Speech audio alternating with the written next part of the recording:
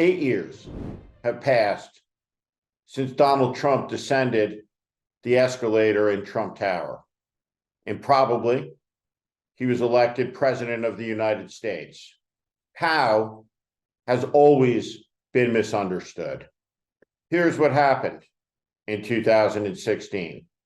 Two historically unpopular candidates ran against one another.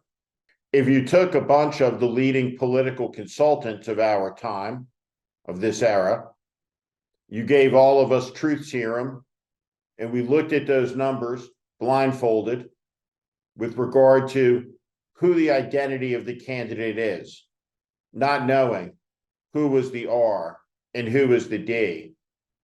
Every single one of those political consultants who has been involved in winning campaigns would have looked and would have said, neither of these people can possibly win a presidential campaign.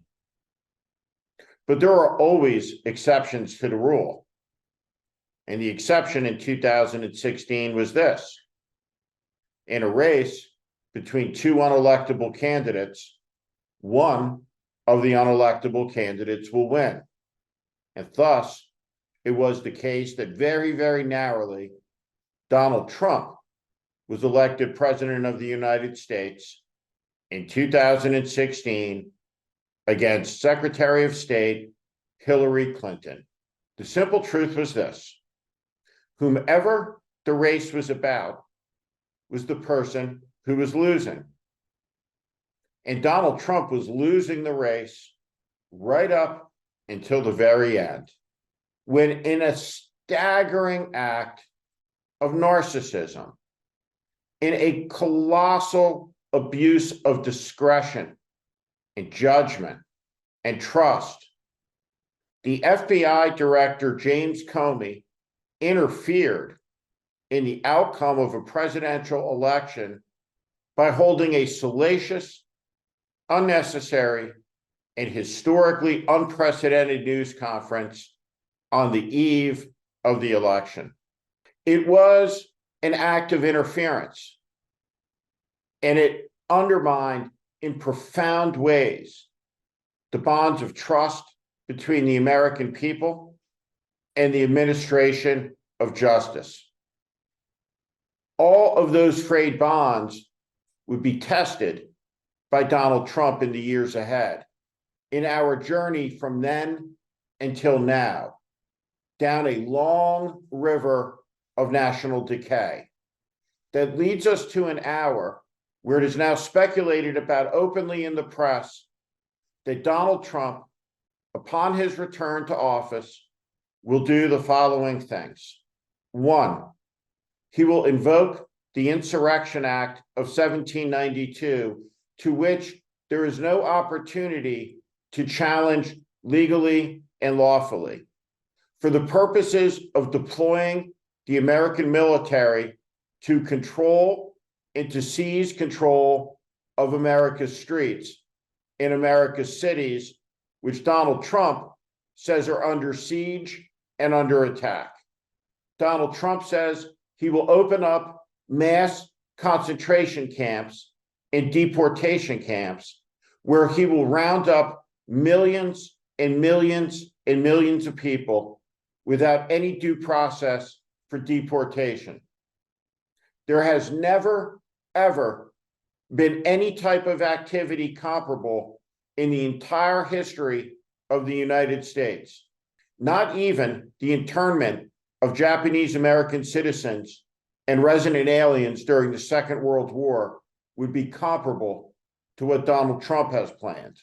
He is talking about rounding up political opponents, punishing them, imprisoning them, locking them up. He is talking about retribution. But more than anything else, he is talking about invoking an order that would deploy the world's most lethal military onto America's streets with its weapons pointed at American citizens. There was a famous incident in the aftermath of Hurricane Katrina. General Russell Honore had been sent to New Orleans to take command of a shambolic situation. The military was deployed because of the chaos of the situation and the simple fact that it was the only institution in America that could conceivably respond to the damage at hand. And so it was the military was walking down the street with their rifles pointed at American citizens as if they were in Fallujah. Russell Honore, to his everlasting credit, jumped into action. He said, "Get those weapons down, lower your weapons. Those are American citizens." Americans. The idea that an American president would talk openly, a year out from an election, about deploying the Army, the Marine Corps, special operations units against the American citizen to stifle dissent, to take control, to enforce order, which means in his world, no dissent, no opposition, no freedom of speech, at least not against the leader.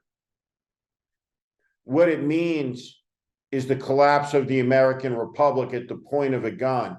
And well and truly, it will have come to pass, the quote, apocryphal though it may be in nature, that when fascism came to America, it was carrying a cross and wrapped in the flag. These are dangerous days, but they will grow profoundly more dangerous when the American military rolls into America's cities. Active duty combat forces deployed to Chicago, New York, San Francisco, and Los Angeles to impose Trump's version of martial law at his order, on his command, with a corrupt staff of yes men surrounding him, who will simultaneously be dismantling the whole of the federal government according to their plan, something we've talked about directly on this podcast. The days ahead call for clear-minded thinking. They call for direct and honest communication. They demand the ability to articulate what's at stake, because what's hanging in the balance is the greatest idea of human history. The ideas advanced in the latter half of the 18th century in the United States of America through the ideals of the American Revolution, though imperfectly applied, even through this day, remain perfect in their aspirations, in their dignity towards what it means to be a human with rights and freedoms that don't come from the state, but rather the hand of God, that are outside the reach of the king, the emperor, the dictator, the whims of government. The idea that all men are created equal and endowed by a creator with inalienable rights that include life, liberty, and the pursuit of happiness. These words are revolutionary still, and they are the most important spoken by the mind of man since the birth of Christ. They mark the beginning of a new epoch in history that must not be allowed to end because of the selfishness of Donald Trump, because of the cowardice of the Congress of enablers that have allowed this atrocity to develop into a catastrophe that has led us to the edge of the abyss. It cannot be allowed to pass that a nation of patriots, a nation of courage, filled with heroes, will be undone by cynicism and cowardice. This moment demands that every American stand up and be counted and be heard before tanks roll down Main Street with Trump flags on them.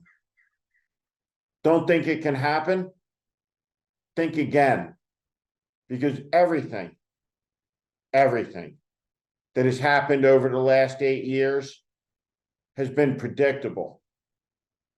And you could see it coming. And I have seen it coming. And I predicted a lot of it. But what's coming next is next level. What's coming next is overt, hostile, and in your face. It's a soldier knocking at your door in the middle of the night. And they won't need a warrant because Trump will have invoked the Insurrection Act. And in that national emergency, under martial law, your rights are gone. Hail Trump.